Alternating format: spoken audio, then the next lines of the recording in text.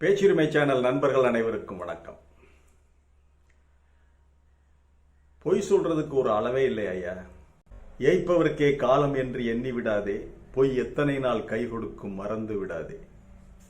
ஒரு 4 நாளா 5ஆம் தேதி இருக்கு செங்கோட்டையன் மூலம் எடப்பாடியை தூக்கிட்டு செங்கோட்டையன் தலைவராகிறாரு. பொய் பொய் பொய். இந்த அண்ணன் மதிப்பிற்குரிய மரியாதைக்குரிய அண்ணன் உமாபதியிலிருந்து, ராஜகம்பீரிலிருந்து, சுமன் கவியிலிருந்து அத்தனை பேரும் ஒரே மாதிரி சொல்றீங்களே, உங்களுக்கு அடிப்படை கட்டமைப்பு தெரியுமாயா? அடிப்படை விதி தெரியுமாயா? உங்களை பார்த்துக்கிட்டு இருந்தா, உங்களை நம்பி பார்த்துக்கிட்டு இருக்க உங்களுடைய சப்ஸ்கிரைபர்ஸ் வியூவர்ஸுக்கு நீங்க இப்படி பொய்யா சொல்லிக்கிட்டீங்களே, இது சரியா? சப்ஸ்கிரைப் பண்ணி பார்த்துக்கிட்டு இருக்க உங்களுடைய வியூவர்ஸுக்கு இப்படி எல்லாம் பொய் சொல்லலாமாயா? பொய் எத்தனை நாளையா கை கொடுக்கும்? அதான் புரட்சி தலைவர் பாடினார், ஏய்ப்பவர்க்கே காலம் என்று எண்ணி விடாதே, பொய் எத்தனை நாள் கை கொடுக்கும் மறந்து விடாதே என்று. அதைத்தான் பார்க்க போகிறோம். எடப்பாடியின் நிலை என்ன? உடையப் போவது அதிமுகவா, பாஜகவா? செங்கோட்டையன் நினைத்ததை சாதிப்பாரா? எடப்பாடி எப்படி தப்புகிறார் இல்ல, எடப்பாடி எப்படி தன்னுடைய பதவியை காப்பாற்றிக் கொள்கிறார்? அதிமுக விதிகள் என்ன என்பதை பற்றி பார்க்கலாம். இது வாய்ஸ் ஆஃப் தமிழ் வழங்கும் பேச்சுரிமை சேனலை சப்ஸ்கிரைப் பண்ணுங்க, மறக்காம பெல் பட்டனை அழுத்துங்க. அதிமுகவிற்கு, அதாவது பிரிக்கப்பட்ட மாவட்டங்கள் என்று சொல்வதை விட, ஒரு மாவட்டத்தை கிழக்கு, மேற்கு, தெற்கு, வடக்காலம் பிரிச்சிருக்காங்க. அப்படி போக வேணாம். 33 மாவட்ட செயலாளர்கள், அதன் பிறகு அதுல 2-3 வருது, கிட்டத்தட்ட 50-60 மாவட்ட செயலாளர்கள் இருக்கிறாங்க. நிர்வாக வசதிக்காக 50-60 மாவட்ட செயலாளர்கள், உண்மையில் 33 மாவட்ட செயலாளர்கள் தான். 33 மாவட்ட செயலாளர்கள், அவர்களுக்கு கீழே இருக்கிற ஒன்றிய செயலாளர்கள். எந்த ஒரு மாவட்ட செயலாளராவது அதிருப்தியை தெரிவிச்சிருக்காரா? எந்த ஒரு மாவட்ட செயலாளராவது எடப்பாடியை விட்டு போயிருக்காரா? சிஸ்டம், கட்டமைப்பு என்பது மாவட்ட செயலாளர்கள் தான். அந்த மாவட்டத்தினுடைய தொண்டர்களை ஒழுங்கு குலையாமல் கட்டுப்பாடு மிக்க ஒரு இராணுவமாக வைத்திருப்பது மாவட்ட செயலாளர் கையில் இருக்கு. அவருக்கு கீழே ஒன்றிய செயலாளர்கள். அந்த படிக்கு பார்த்தோம்னா ஒரு மாவட்ட செயலாளர் கூட எடப்பாடிக்கு எதிராக வரல. அதிமுகவுடைய பலமே அதனுடைய தொண்டர்கள், அந்த தொண்டர்களை கட்டி காக்கின்ற மாவட்ட செயலாளர்கள்.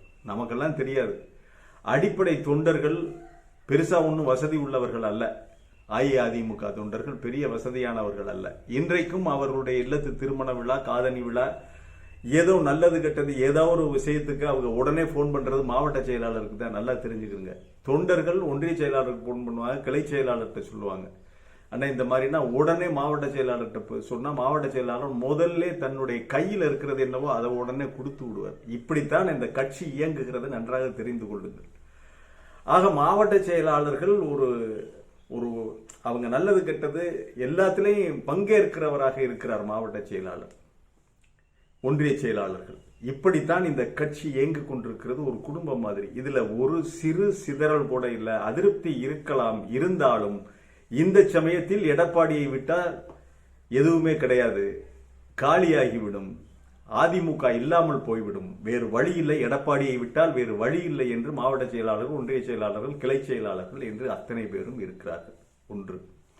இன்னொன்று, 2545 பொதுக்குழு உறுப்பினர்கள் தங்களுடைய ஆதரவை கடந்த முறை பொதுக்குழு கூட்டும் போது எடப்பாடிக்கு தெரிவித்திருக்கிறார்கள். அதன் அடிப்படையில் பொதுக்குழுவின் ஆதரவு, முழுமையான ஆதரவு பெற்ற ஒரு தலைவராக, பொதுச் செயலாளராக எடப்பாடி இருக்கிறார். இரண்டாவது, எடப்பாடியை அதிலிருந்து நீக்க வேண்டும் என்றால் பொதுக்குழு கூட வேண்டும். அவங்கள்ட்ட ஒழுங்கு நடவடிக்கை குழு கிடையாது, பொதுக்குழு கூடணும்.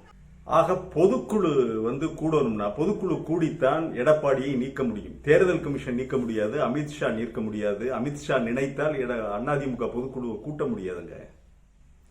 அதிமுக பொதுக்குழுவை கூட்ட வேண்டும் என்றால் அதற்கு குறிப்பிட்ட அளவு பொதுக்குழு உறுப்பினர்கள் கையெழுத்து போடணும். 2/3 பங்குன்னு நினைக்கிறேன். 2/3 உறுப்பினர்கள், பொதுக்குழு உறுப்பினர்கள் கையெழுத்து போட்டு உடனடியாக பொதுக்குழுவை கூட்ட வேண்டும் என்று அவைத்தலைவருக்கு, அதாவது அதிமுக அவைத்தலைவர் இருக்கார்ல, தமிழ் மகன் உசேன், அவர்கிட்ட கடிதம் கொடுக்கணும். உடனடியாக அவர் பொதுக்குழுவை அவர் எத்தனாம் தேதின்னு சொல்லி கூட்டுவார். இந்த மாதிரி 2/3 நபர்கள் கையெழுத்து போட்டிருக்காங்க. இதுதான் விதி, தேர்தல் கமிஷன் விதி. இப்படிதான் ஒரு கட்சியினுடைய பைலா இருக்கு. ஆக இவர்கள் கையெழுத்து போட்டு கொடுத்தால் பொதுக்குழுவை கூட்டி பொதுக்குழுவில் அவங்க எடப்பாடியார் மேல நம்பிக்கையில்லா தீர்மானம் கொண்டு அவரை பதவியை நீக்கிவிட்டு அதன் பிறகு தற்காலிக தலைவரை இது பண்ணி தேர்ந்தெடுத்து அதன் பிறகு ஓட்டு போட்டு பொதுக்குழு உறுப்பினர்கள் ஓட்டு போட்டு தேர்ந்தெடுக்கணும் தலைவரை. இவ்வளவு நடைமுறைகள் இருக்கு. இதில் செங்கோட்டையனை எத்தனை மாவட்ட செயலாளர்கள் ஆதரிக்கிறார்கள், எத்தனை பொதுக்குழு உறுப்பினர்கள் ஆதரிக்கிறார்கள் என்று இந்த பேச்சு பேசுறான்ல இந்த யூடியூப்ல எவனாவது சொல்லியிருக்கானா? இந்த சட்ட விதிமுறைகளை யாராவது சொல்லி இருக்கிறார்களா? சொல்ல மாட்டாங்க சார். இன்றைக்கு பேச 4 நாள் பேச வேண்டியது, செங்கோட்டையனை பிடிச்சி தொங்க வேண்டியது, நாளைக்கு என்ன பேசணும்னு இன்னைக்கே தயார் பண்ணி வச்சிருப்பாங்க. ஏன்னா நீங்க கேள்வி கேட்டுருவீங்களா திருப்பி? என்ன நீங்க இவர் சொன்னாரு எடப்பாடியை தூக்க போறாங்கன்னு சொன்னாரு, தூக்கலைன்னா அந்த கேள்வி வரும் முன்பாகவே அதை விட இன்னொரு விஷயத்தை எடுத்து தயாரா வச்சிருப்பாங்க, ரெக்கார்ட் பண்ணி பேசி தயாரா வச்சிருப்பாங்க. இன்னைக்கு சாயங்காலம் நாளைக்கு வந்துடும். இதை மறந்துடுவீங்க. உங்களுடைய மறதியின் அடிப்படையில் இவர் இருக்கிறார்கள், பொய்யை மார்க்கெட் பண்ணி கொண்டிருக்கிறார்கள், பொய்யை விற்று கொண்டிருக்கிறார்கள். இது ஒரு மனித சமுதாயத்தில் இது ஏற்புடைய விஷயம் அல்ல. மக்களுக்கு உண்மையை சொல்ல வேண்டும். அதுதான் இந்த ஊடகங்களுடைய தர்மம். முடிஞ்சா உண்மையை பேசுங்க, இல்லைன்னா மூடிட்டு போயிருங்க. இப்படி கண்டதையும் அள்ளி விட்டுக்கிட்டு இருக்க வேண்டியது. அரிப்பெடுத்தா அரிப்பெடுக்கிறதுக்கு சொரிஞ்சு விடுறது வைத்தியம் இல்லையே. நோய் நாடி நோய் முதல் நாடி, அது தணிக்கும் வாய் நாடி வாய்ப்பச் செயல். நோய்க்கு தான் மருந்து. உடனடியாக ஹாஸ்பிட்டலுக்கு போய் என்ன பக்க விளைவு அப்படின்னு சொல்லி ஹாஸ்பிட்டல் போகணும், இல்லை கிளம்பி வாங்கி போடணும். சிரங்கு சொரிஞ்சு விட்டுக்கிட்டே இருந்தா என்னையை அதை அரைச்சிக்கிட்டே இருக்கு, சிரங்கு பெருசாகி புண்ணாகி கையே எடுக்க வேண்டிய சூழ்நிலைக்கு வந்துடும். அந்த மாதிரி தான் இவனுங்க மென்டல் ஆகிக்கிட்டே இருக்காங்க வியூவர்ஸை. அவர்களுடைய அரிப்புக்கு நாம் சொரிந்து விடக்கூடாது. எடப்பாடியை தூக்க வேண்டும், எடப்பாடி வீணா போக வேண்டும்னு நான் விரும்புறேன்னா என்னுடைய அரிப்புக்காக பேசிக்கிட்டு இது பண்ணிக்கிட்டு இருக்க கூடாது. அது கொஞ்ச நேரம் எனக்கு ரொம்ப சந்தோஷமாக இருக்கலாம். உண்மை என்பது வேறு விஷயமா இருக்கு. உண்மை என்பது வேறு விதமாக இருக்கிறது. நீங்க உண்மையை தரிசிக்கும் போது நான் ஒரு பைத்தியக்காரன் தான்.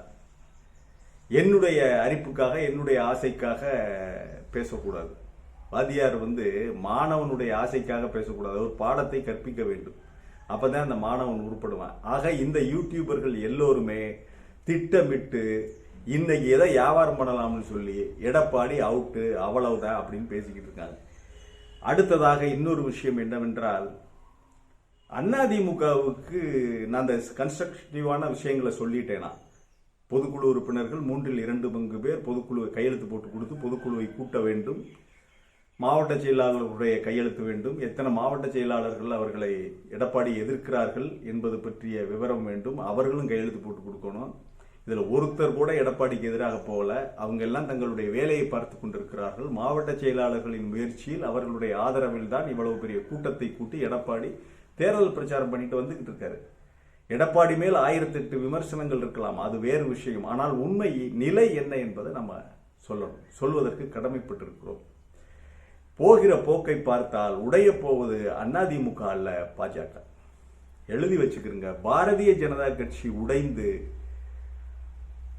தமிழக அதிமுக அவங்க விஜய் கட்சியோடு சேருகின்ற ஒரு வாய்ப்பு தான் இருக்கிறது. அதிமுகவினுடைய கூட்டணி என்பது எந்த நேரமும் முறிந்து விடலாம்.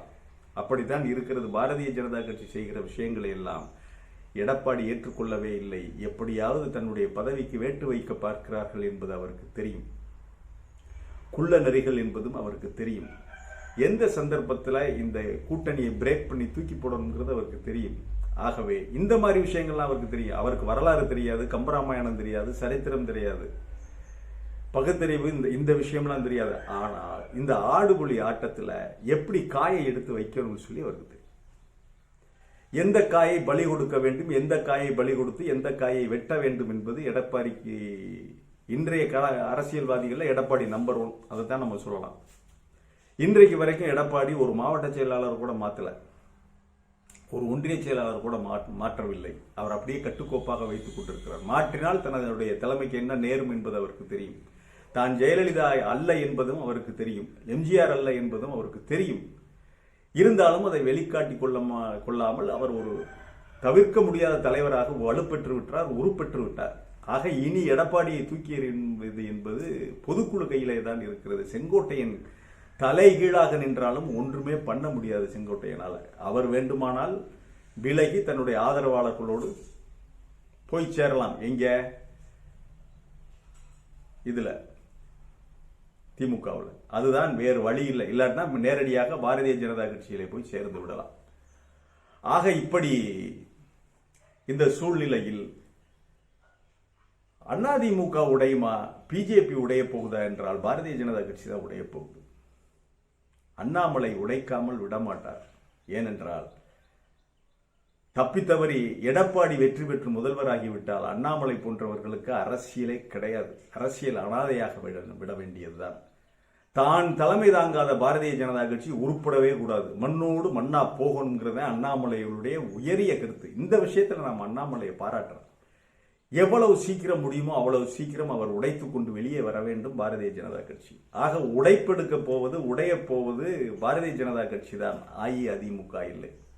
இன்றைக்கு மட்டும் ஜெயலலிதா உயிரோடு இருந்திருந்தால் இந்நேரம் பாரதிய ஜனதா கட்சியை சுக்குநூறா உடைச்செறிஞ்சிருப்பாங்க. ஆனால் அத்தகைய ஆளுமை எடப்பாடிக்கு இல்லை என்றாலும் அவர் கட்டுக்கோப்பாக தன்னுடைய கோட்டையில் விரிசல் விழுந்து விடக்கூடாது என்பதிலே உறுதியாக இருக்கிறார். கட்டுக்காவல் செய்து வருகிறார். அவருக்கு துணையாக இந்த மாவட்ட செயலாளர்கள் அரணை காவல் செய்கின்ற, அகழியை காவல் செய்கின்ற ஒரு சோல்ஜர்களாக நின்று பாதுகாத்துக் கொண்டிருக்கிறார்கள் அஇஅதிமுக என்ற மாபெரும் இயக்கத்தை. அது ஜனநாயகத்திற்கு நல்லது. அவங்க பாரதிய ஜனதா கட்சியோட கூட்டணி வைக்கிறாங்க வைக்கல, அது வேற விஷயம். நமக்கு பாரதிய ஜனதா கட்சியினுடைய எதிர்ப்பாளராக நாம இருக்கிறோம். ஆனால் உண்மை என்ன என்பதைத்தான் நாம சொல்லணும் மக்களுக்கு. அந்த கடமை நமக்கு இருக்கிறது. இப்பொழுது நிரம்பி இருக்கிற அதிமுகவில் நிரம்பி இருப்பது எல்லோருமே பெரும்பாலும் திமுகவிலிருந்தும் அதிமுகவிலிருந்தும் போய் சேர்ந்தவர்கள் தான் பாரதிய ஜனதா கட்சியில. இதர கட்சிகளிலே இருந்து அரசியலை ஒரு வியாபாரமாக பார்த்தவர்கள் தான் போய் பாரதிய ஜனதா கட்சியில சேர்ந்திருக்கிறார்களே ஒழிய சித்தாந்த ரீதியாக யாரும் பாரதிய ஜனதா கட்சியை ஏற்றுக்கொண்டு அங்கே போகல. ஆக என்ன நடக்கும் என்றால் உடைய போவது தமிழக பாரதிய ஜனதா கட்சி தான். அது உடைந்து சிதறும் பொழுதுதான் அமித்ஷாவுக்கு தெரியும், ஆஹா பாரதிய ஜனதா கட்சியை உடையதா, பாரதிய ஜனதா கட்சிக்கு அழிவை ஏற்படுத்துகின்ற, அழிவை தொடங்குகின்ற ஒரு மாநிலமாக தமிழகம்தான் இருக்கிறது என்பதை அவர் வெகு விரைவில் தெரிந்து கொள்வார். அதிமுக உடையாது. இந்த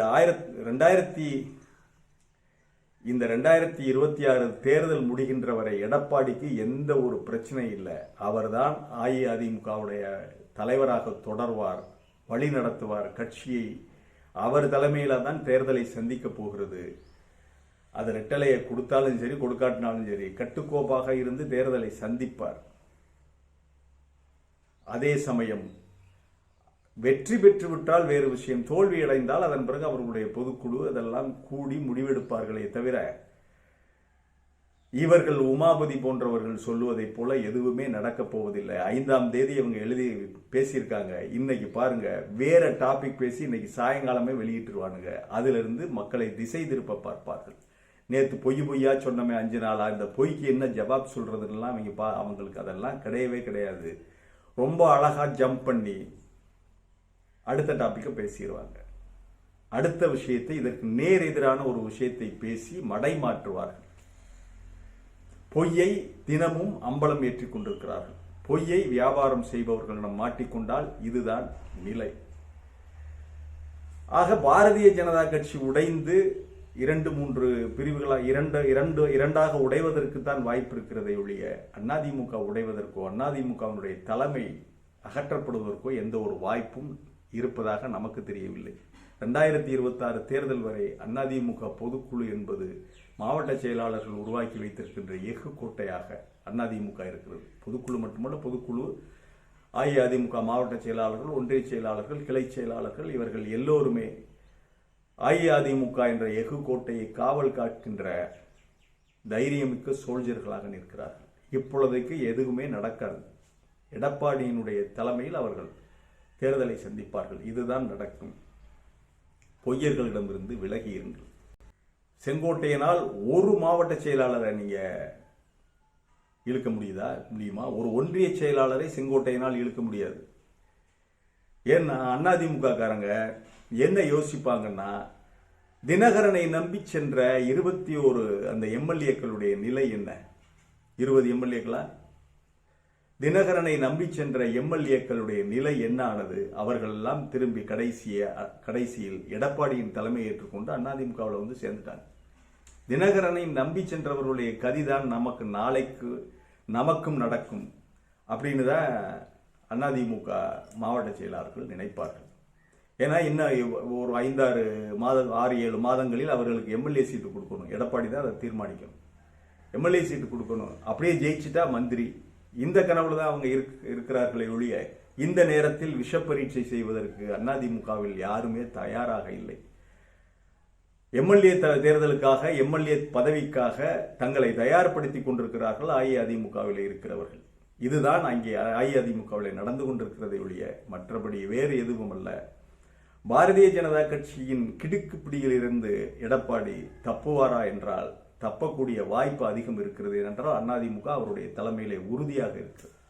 மீண்டும் ஒரு காணொலிகளை சந்திக்கிறேன். இது வாய்ஸ் ஆஃப் தமிழ் வழங்கும் பேச்சுரிமை சேனலை சப்ஸ்கிரைப் பண்ணுங்க. மறக்காம பெல் பட்டனை அழுத்துங்க. கமெண்ட் செய்யுங்கள், ஷேர் செய்யுங்கள், பிடித்திருந்தால் லைக் செய்யுங்கள். நன்றி, வணக்கம்.